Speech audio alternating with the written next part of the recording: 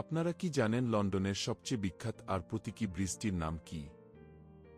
এই ব্রিজটা কিন্তু কোনো সাধারণ ব্রিজ না।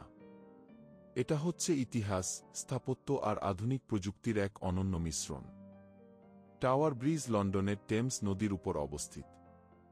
এই ব্রিজটির নির্মাণ শুরু হয় ১৯ শতকের শেষ দিকে, ঠিক অষ্টাদশ শতকের ৮০ দশকের মাঝামাঝি সময়, আর শেষ হয় দশকের শেষ দিকে। মানে পুরো ৮ বছর সময় লেগেছিল এই দারুণ প্রকল্পটি শেষ করতে।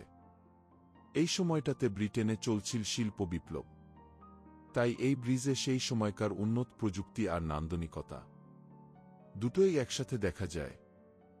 এই ব্রিজের সবচেয়ে চমৎকার দিক কি জানেন?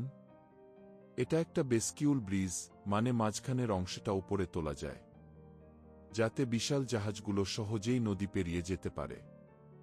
ভাবুন তো ১০০ বছরেরও বেশি আগে কিভাবে এমন প্রযুক্তি ব্যবহার করা হয়েছিল। এটাই তো প্রযুক্তির সাথে নকশার মেলবন্ধনের এক দুর্দান্ত উদাহরণ। এই ব্রিজের দুই পাশে আছে বিশাল দুটো টাওয়ার, দেখতে একদম রাজকীয়।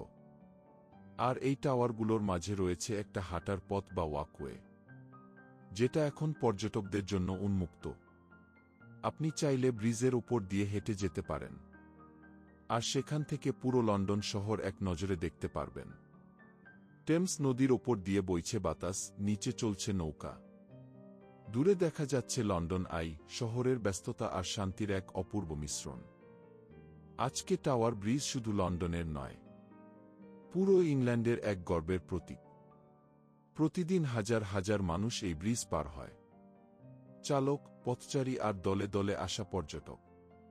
কেউ ছবি তোলে, কেউ ইতিহাস জানতে আসে, আবার কেউ নিঃশব্দে দাঁড়িয়ে শহরটাকে অনুভব করে।